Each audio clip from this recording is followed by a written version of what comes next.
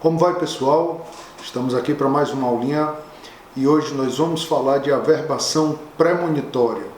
Tema extremamente relevante na prática forense, no cotidiano dos advogados e que tem um nível de discussão bem interessante também na doutrina que eu queria tratar aqui com vocês. É um tema bem prático com alguma divergência. Bem, em primeiro lugar, o que é a averbação premonitória? É aquele registro que se faz na matrícula de alguns bens para que possa se gerar perante terceiro a ciência da informação da existência de um processo de execução e, com isso, presumir no futuro uma fraude, uma eventual fraude entre ele e o proprietário. Então, esse instituto ele é criado com a finalidade de viabilizar a que o exequente possa criar ali algum tipo de vacina, algum tipo de proteção contra uma eventual atitude fraudulenta do exequente com um terceiro. Isso é bem interessante e muito importante, como vocês podem perceber. E está diretamente ligado àquela advocacia diferenciada que é preciso se fazer dentro das execuções, porque nas execuções protocolar a petição às vezes é a atividade mais fácil e de longe aquela que menos gera efeito prático concreto.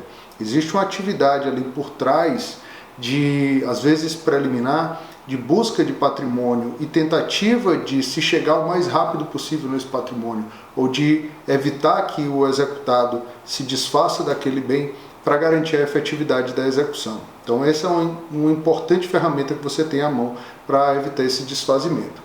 Bem, de modo geral, a gente vê essa averbação premonitória ocorrendo nos registros de veículos perante o Detran e de automóveis e de imóveis perante o cartório de registro de imóveis.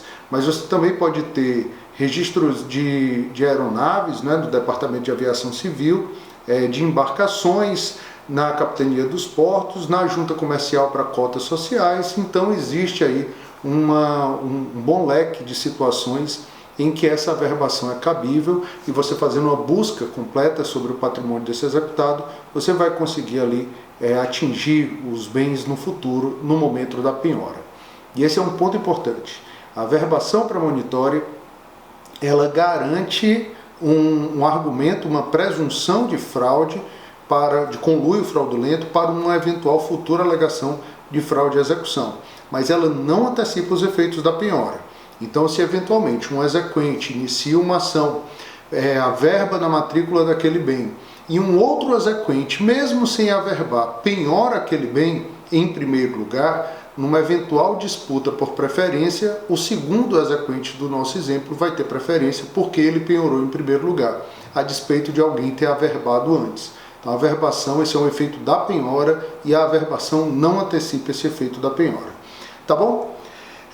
Tem um ponto que gera uma divergência na doutrina, uma divergência boa, uma divergência bem interessante, com aparente aí problema na redação do código, que deixou normas incongruentes, mas diz respeito a qual o momento em que se pode fazer a averbação.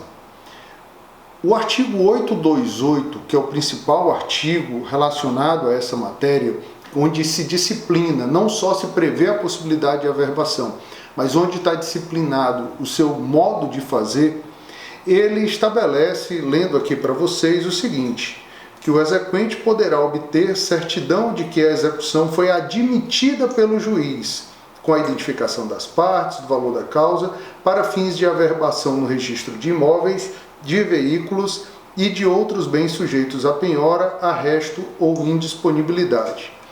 Essa é a situação principal e, como vocês viram, ele trata de uma execução admitida, onde o juiz já fez a admissibilidade inicial. A preocupação do artigo 828 é de evitar eventual abuso de direito com averbações desnecessárias ou excessivas. Ocorre, pessoal, que esse dispositivo, e tem aí uma boa parte da doutrina que entende que só pode averbar depois da decisão ser admitida, na prática isso pode gerar um problema. A gente sabe que que vivemos com uma crise de demanda excessiva e os juízes estão assoberbados, estão sobrecarregados e não são raras as vezes em que o despacho inicial de admissibilidade demora um pouco mais. Então, entre aquele momento do protocolo da ação e o momento do despacho inicial, pode decorrer um tempo muito longo, tempo esse suficiente para que um executado de má-fé cometa ali uma fraude junto com o terceiro e aliene ou onere aquele bem, deixando ali de alguma forma o exequente desprotegido.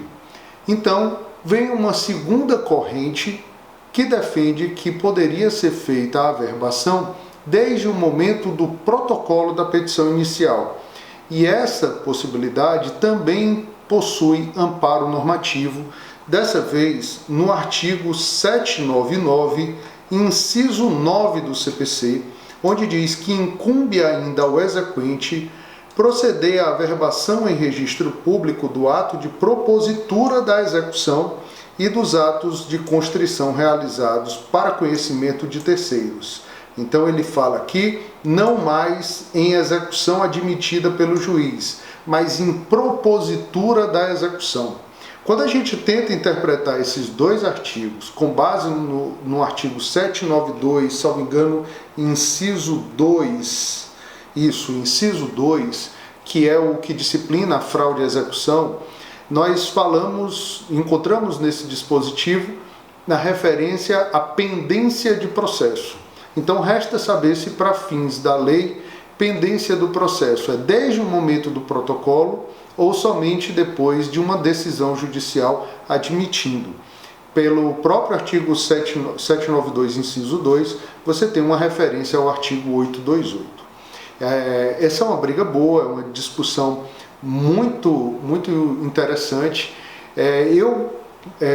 Por exemplo, em relação a entender que só pode gerar efeito de presunção de fraude após a admissão da petição da execução, né, após a decisão do juiz, nós temos grandes autores, como por exemplo o Fred Didier Júnior e todos os seus coautores do livro de execução. No entanto, a gente tem alguns enunciados dos fóruns que eu gosto muito, que representam ali uma boa parte da doutrina, refletindo uma ideia em sentido contrário.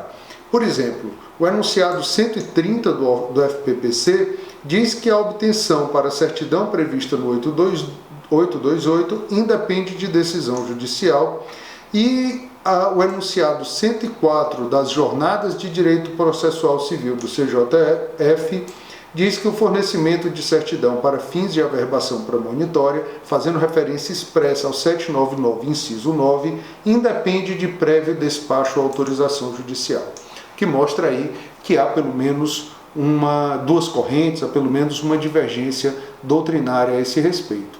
Eu confesso a vocês que, a despeito do teor da norma do 828 ser muito incisivo, a existência do 799, inciso 9, me dá garantia me dá substrato para defender a corrente que eu acho mais razoável, que é a de que o advogado pode averbar desde o momento do protocolo da inicial, evitando aí que esse tempo que o juiz possa levar para admiti-la lhe traga prejuízo. Mas tudo bem, continuando, e agora no 828 nós temos parágrafos que vão regular essa matéria, que vão regular essa forma de fazer. O parágrafo 1º do artigo 828 diz que no prazo de 10 dias de sua concretização da averbação, o exequente deverá comunicar ao juízo as averbações efetivadas. Em primeiro lugar, que a gente tem que observar é que essa averbação não é feita pelo juiz, isso é um ato da parte. Então a parte vai lá, pega a certidão, vai ao cartório, registra, depois retorna para o juiz para informar no processo, dentro do prazo de 10 dias, que aquela averbação foi feita sob pena de comprometer a efetividade desse ato no futuro. E o parágrafo 2º vai dizer que, formalizada a penhora sobre bens suficientes para cobrir a dívida, o exequente providenciará, no prazo de 10 dias, o cancelamento das averbações relativas àqueles não penhorados. Então eu averbei lá sobre alguns bens, sendo que a penhora acabou recaindo sobre outros, ou sobre alguns daqueles que eu averbei que já se mostraram com valor suficiente para garantir a dívida, para saldar o valor do crédito. Então, com isso, a gente vai liberar o outro. Guardem essa parte, porque essa liberação, esse cancelamento da averbação feita, isso vai ser muito importante.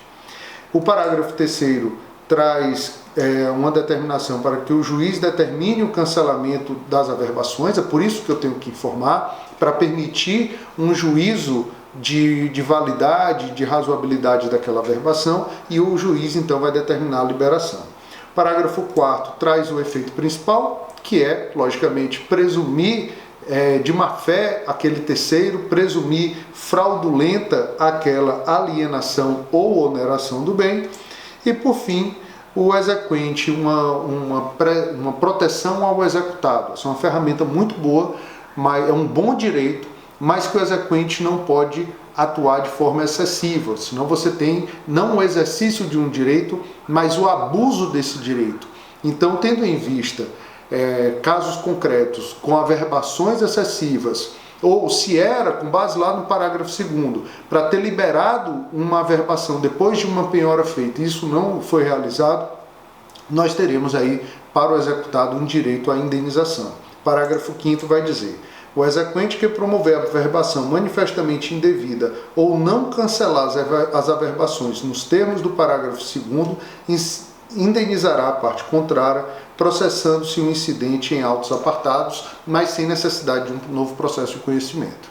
Então é isso, pessoal. Averbação premonitória, trabalhem com ela. O pessoal que advoga, que está atuando na prática, é uma excelente ferramenta para garantir a efetividade do processo. Ficamos por aqui. Até outro encontro.